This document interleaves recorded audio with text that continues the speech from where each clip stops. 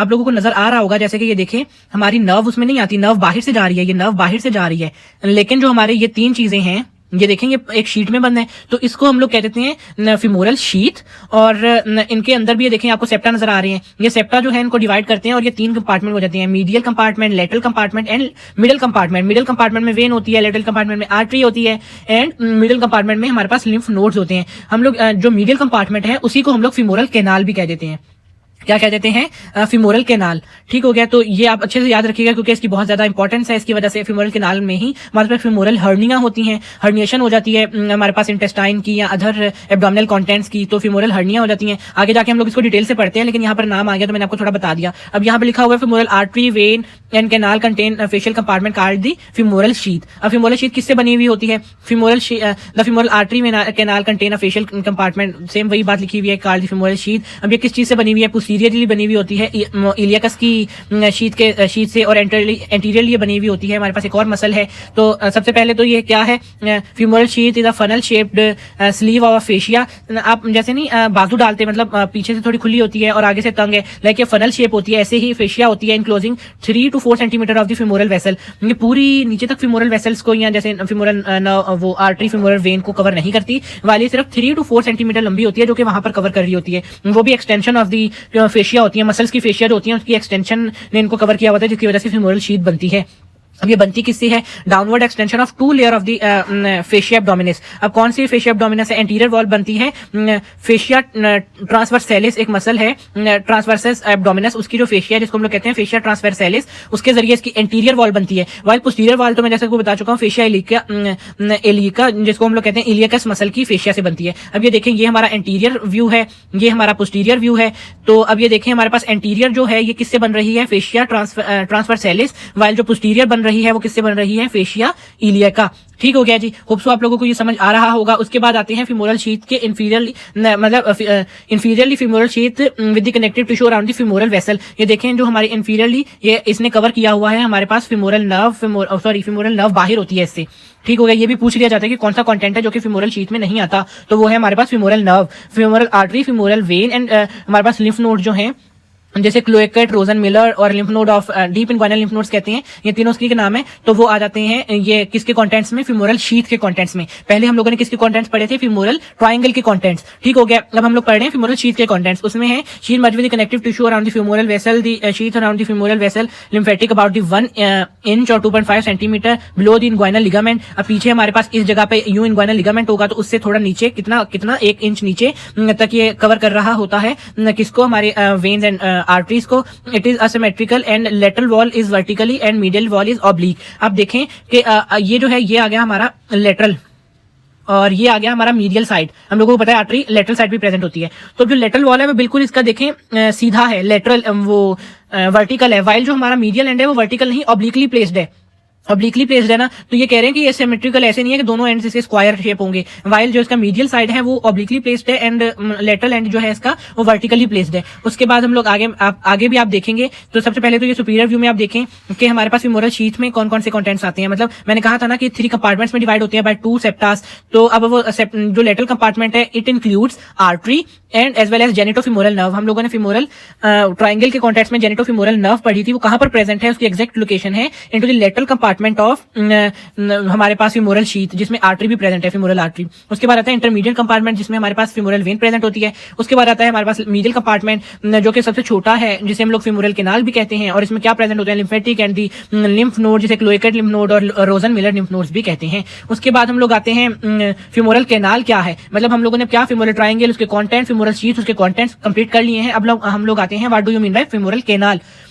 जो हमारा medial compartment था जिसमें लिम्फेटिक्स प्रेजेंट थी उसी को हम लोग नाम दे देते हैं femoral canal. Femoral canal is the smallest anatomical compartment located in the most middle part of the femoral sheath and it is 1.3 centimetre long, it's opening. अच्छा हम लोगों ने वैसे भी पढ़ा था, मैंने आपको याद हो तो बताया था कि हमारे पास ये तो वर्टिकली प्रेजेंट होता है वाइल ये जो है ऑब्लिकली प्लेस्ड होता है। तो ऑब्लिकली जब प्लेस्ड होगा तो मतलब अगर आपका ये हमारे पास ये आ गया एक सेप्टा, ये आ गया दूसरा सेप्टा, तो जब ये सेप्टा आएगा तो उसका जो अपर एंड होगा वो वाइड होगा, वाइल जो नीचे वाला एंड होगा वो नैरो होगा।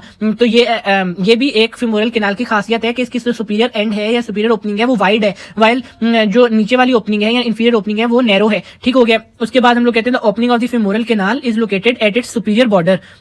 सुपीरियर बॉर्डर जो है, जैसे कि हम लोगों ने सुपीरियर बॉर्डर किसको कहा था, इनग्वाइनल लिंफ नोड को कहा, सॉरी इनग्वाइनल लिगामेंट को कहा था, वहां से इसकी ओपनिंग हो रही होगी। और इसकी अपर ओपनिंग जो कि वाइड है, ये वाली ओपनिंग को हम लोग एक और नाम भी देते हैं, नाम ही तो बहुत ज्यादा है, बस यही तो एनाटॉमी का मसला है, बस आप याद करते जाएं। जो हमारे पास इसका सुपीरियर बॉर्डर है या सुपीरियर ओपनिंग है, उसे हम लोग कहते हैं फिमोरल रिंग।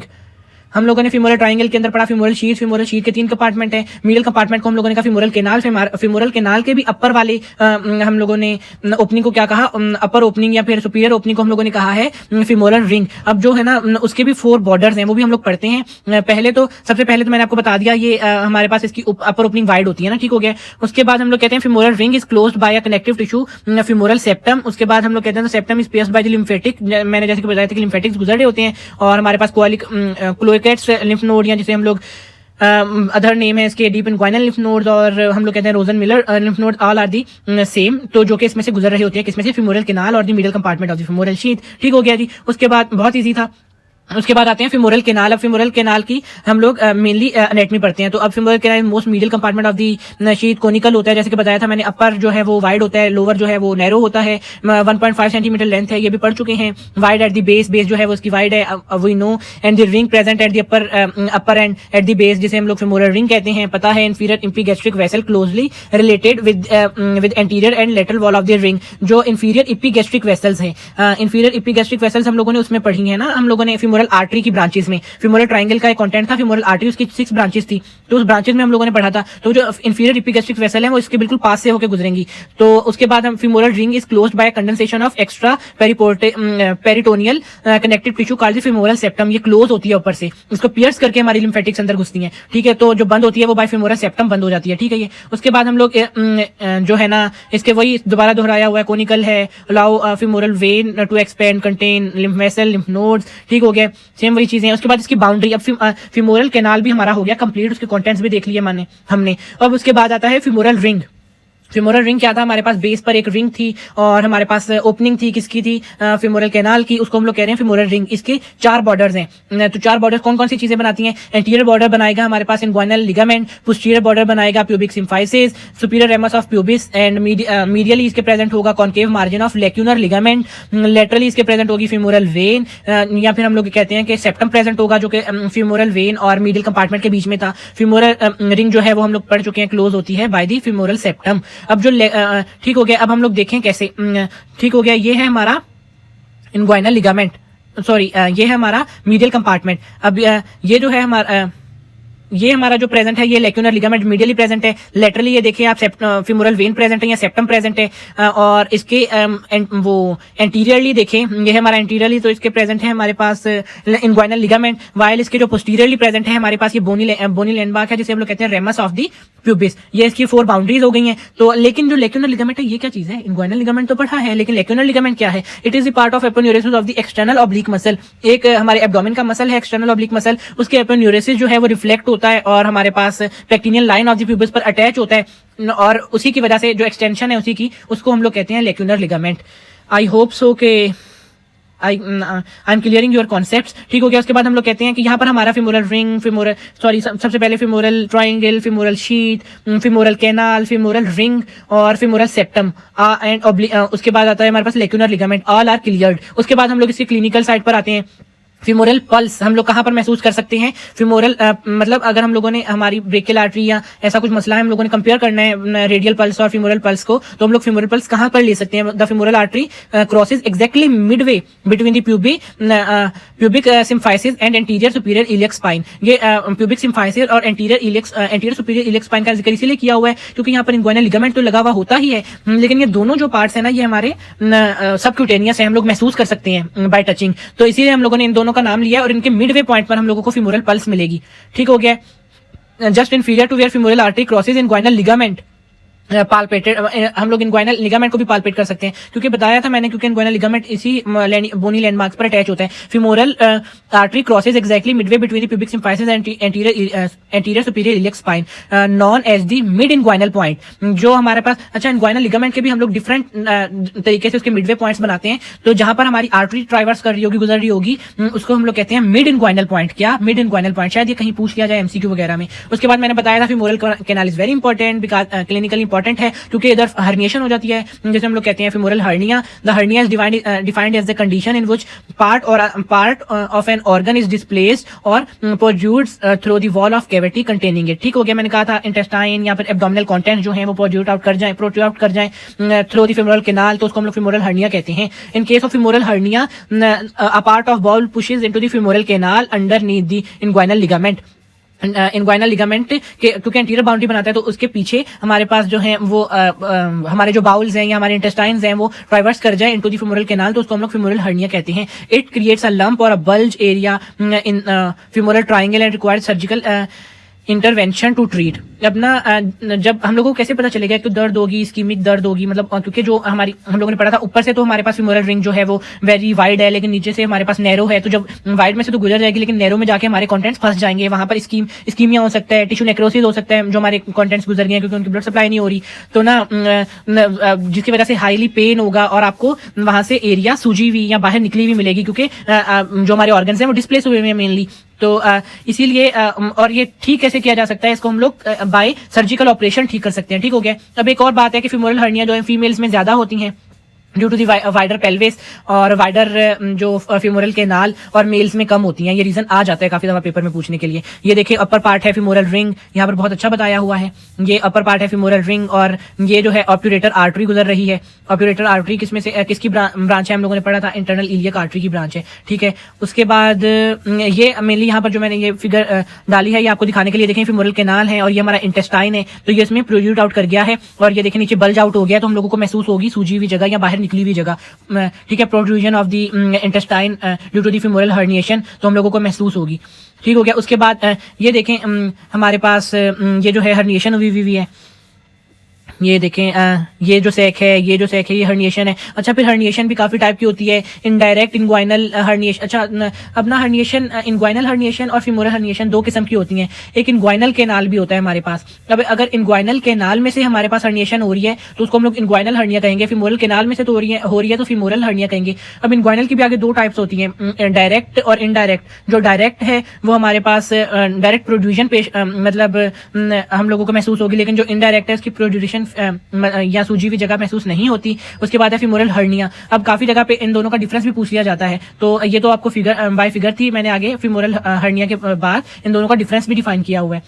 तो मैं आपको समझा देता हूँ. सबसे पहले femoral canal is area of potential weak है, जिसमें से एब्डोमिनल वॉल के कंटेंट्स जो हैं वो नीचे आ सकते हैं. femoral hernia हो सकती है. More common in female because the femoral canal is wider than male associated with the wider pelvis.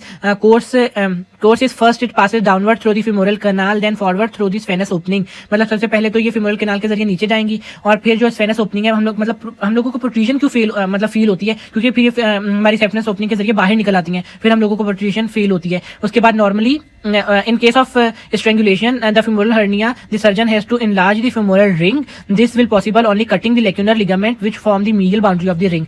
अब देखो हमारे कंटेंट्स आके वहां पर फंस गए हैं, सर्जिकल ऑपरेशन के जरिए भी वो मतलब पुश करने की वजह से अंदर नहीं जा रहे, तो हम फिर क्या करना पड़ेगा, तब हम लोगों को इंसिजन देनी पड़ेगी, कट करना पड़ेगा. हमारा जो femoral canal है उसी को वाइड करना पड़ेगा बाय दी कटिंग और giving the incision to the हमारे पास लेक्यूनर लिगामेंट जो कि मीडियल बाउंड्री बना रहा था femoral ring की. तो उसके बाद normally this can be done without danger occasionally. मतलब इसमें कोई खतरा नहीं है कि हम लोगों को कोई डेंजर मतलब कोई क्यूटेनियस इनर्वेशन डैमेज हो जाए या कुछ हो जाए, तो इसमें कोई खास खतरा नहीं होता.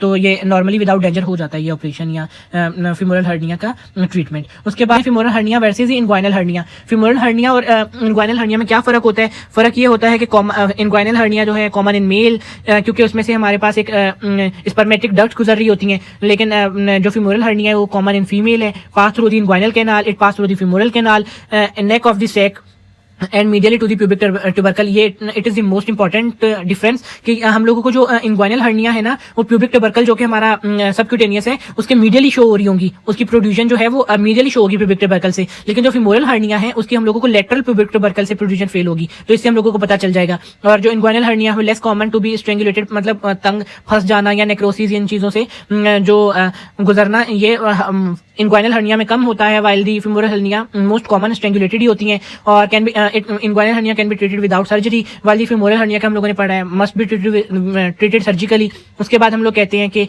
Inguinal hernia 2 diagnostic sign of hernia होती हैं, लेकिन इसमें जो है मतलब दोनों साइंस होंगी, लेकिन इसमें जो है 2 डायग्नोस्टिक साइंस नहीं होती हर्निया की।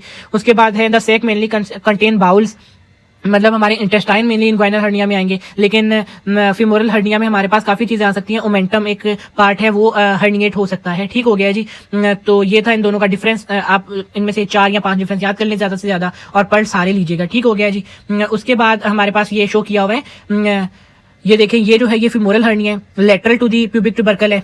ये जो है femoral hernia lateral to the pubic tubercle है। ये जो है इंग्वाइनल हर्निया डायरेक्ट और इनडायरेक्ट, ये जो है हमारे पास medial to the inguinal sorry pubic tubercle है। ये हमारे पास है प्यूबिक ट्यूबरकल। ये इससे हमें डिफरेंस पता चलेगा between femoral hernia and inguinal hernia. Inguinal hernia की डायरेक्ट और इनडायरेक्ट ये हम लोग सेकंड ईयर के टॉपिक पेल्विस में पढ़ेंगे। फिलहाल हम लोगों ने इतनी डिटेल में नहीं जाना, सुपरफिशियली पढ़ना है, तो इतना काफी है जितना मैंने आप लोगों को बता दिया। इतना तो शायद आपकी बुक में भी ना मिले। उसके बाद यहाँ पर हम लोगों का लेक्चर होता है end. Thank you very much. Okay जी, अल्लाह हाफिज। अगर कोई क्वेश्चन हो तो कमेंट सेक्शन में पूछ लें।